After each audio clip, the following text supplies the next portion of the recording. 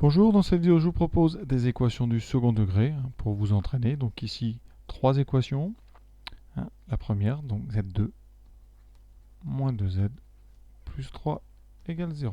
Je vous rappelle que par rapport au programme de première, on rajoute le cas où le discriminant est strictement négatif. Et dans ce cas-là, vous avez des solutions qui sont non réelles, donc des complexes conjugués. Z1 c'est moins B moins I racine de valeur absolue delta sur 2A. Et Z2, eh bien, c'est tout simplement son conjugué. Z2 est égal à Z1 bar. Donc ici, pour commencer, on doit donc écrire les coefficients. Donc A, c'est le coefficient en Z2, donc c'est 1. B, c'est moins 2. Et C, c'est 3. On calcule le discriminant, qui va être négatif, puisque c'est le but de ces vidéos. L'objectif de ces vidéos, c'est donc de vous entraîner à ce cas nouveau. B carré moins 2 au carré, moins 4 AC. Donc c'est ici, pardon, c'est 3. Ce qui donne 4 moins 12, donc moins 8. Delta vaut donc moins 8 qui est négatif. On a donc deux solutions non réelles conjuguées. On écrit toujours ça au début. Ça peut paraître long. Ça permet de bien insister sur le caractère conjugué des deux solutions. La première c'est Z1 moins B, donc moins 2. 2 moins I racine de valeur absolue de moins 8, donc valeur, donc racine de 8 sur 2A sur 2. Racine de 8, c'est 2 racine de 2, donc on écrit 2i racine de 2, toujours la racine après, sur 2. Il nous reste donc, en simplifiant, 2 sur 2, donc 1 moins i racine de 2. Et là, c'est très rapide pour Z2, puisque Z2, c'est le conjugué de Z1. C'est donc 1 plus i racine de 2. On a déjà fini cet exercice. On passe tout de suite au 5. En cette question 5, on va premièrement bien tout mettre à gauche par des soustractions, donc moins z moins 1 égale 0. On a bien ici une équation du second degré en z. Les coefficients a égale 1, b égale moins 1, c égale moins 1. On calcule delta, b carré, moins 1 au carré, moins 4 fois a fois c. On met bien les parenthèses et on fait les calculs après. Donc ici, moins 1 au carré, c'est comme plus 1 au carré. Ça va faire donc 1. Ensuite ici, le signe, moins fois moins plus, donc 4. Et là, on tombe sur un discriminant positif. Voilà. Et là, bien, rien ne change. Vous saviez déjà le faire. Donc, ici, cette fois-ci, on dira deux solutions réelles, distinctes. Ça veut dire que la première, ça sera donc Z1 égale moins B, donc 1, moins racine de 5 sur 2. Et la deuxième, 1 plus racine de 5 sur 2. Alors attention, les deux ne sont pas conjugués, hein, ce sont des réels différents. Ce ne sont pas des... Il n'y a pas ici de partie imaginaire. Hein. En tout cas, elle est nulle. Donc ne mélangez pas, ne rajoutez pas un i. Ça, vous saviez déjà le faire, ça ne doit pas changer. Donc ici, alors j'ai oublié, hein, si vous devez écrire la conclusion, hein, ça sera une conclusion comme ça. Donc ce genre d'équation, on peut la résoudre dans R ou dans C. Les solutions seront les mêmes. Alors par contre, par habitude, quand on résout dans C, eh bien, la variable c'est plutôt Z comme ici. Et quand on résout dans R, on utilise plutôt la variable X. Voilà pour cet exemple un petit peu particulier puisque on tombe sur des discriminants strictement positifs. Question 6, maintenant on revient vraiment au cœur de l'entraînement, ici un discriminant négatif. Alors le 6, assez intéressant parce que vous avez une équation du second degré et à gauche il n'y a que deux termes.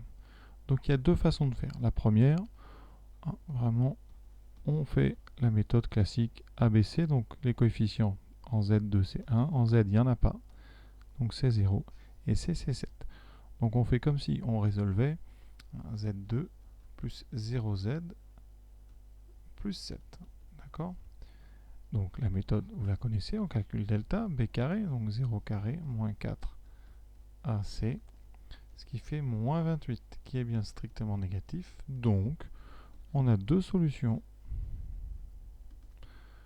non réelles importantes, et elles sont par contre conjuguées. Donc dès que vous en avez une, vous avez la deuxième.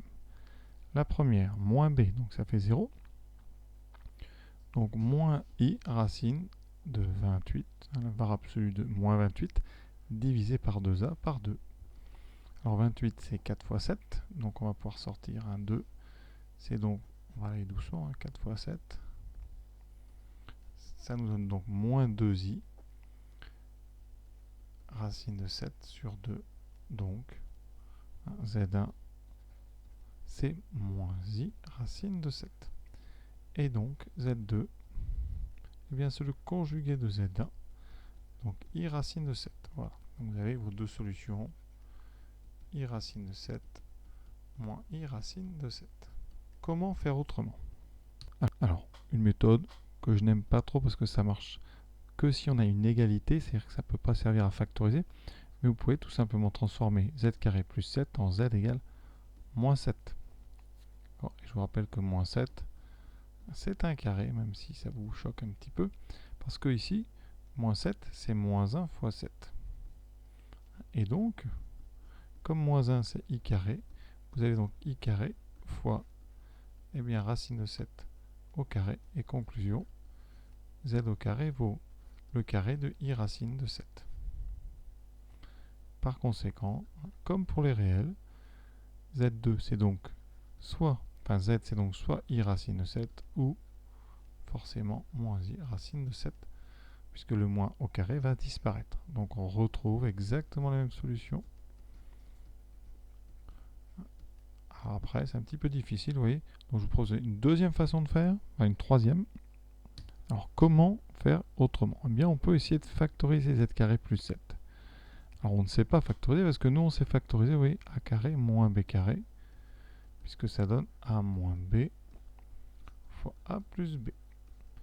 Donc ici je vais transformer ce plus ici en moins. Ça veut dire qu'on a z2 moins 7. Et moins 7, on l'a déjà rencontré, c'est tout simplement moins 1 que multiplie 7. Jusque là j'invente rien. Et donc ici, le moins 1, vous le connaissez, c'est i carré. Et 7, eh bien, c'est racine de 7 au carré. Conséquence, eh bien, z carré plus 7, c'est donc z carré moins i racine de 7 au carré. Et ça, on va factoriser avec a moins b fois a plus b. Ça donne donc z moins donc i racine de 7, z plus i racine de 7. Et les solutions de ceci égale à 0, eh bien c'est donc z égale i racine de 7 ou z égale moins i racine de 7. Évidemment, on retombe encore sur les mêmes. Alors, ce qu'on peut essayer de retenir, évidemment, c'est cette étape-là, factorisation, transformation d'une somme de deux nombres positifs en une différence de deux carrés. Ça, c'est assez rusé. C'est évidemment là l'idée maîtresse des complexes. C'est d'avoir transformé z carré plus 1 en z plus i fois z moins i. C'est-à-dire qu'on va avoir transformé ce plus 1 en z carré moins i carré. Voilà donc pour cette vidéo, j'espère que ça vous a permis de vous entraîner un petit peu. Évidemment, je vous encourage à faire la suite, le 7, le 8 et le 9. A tout de suite.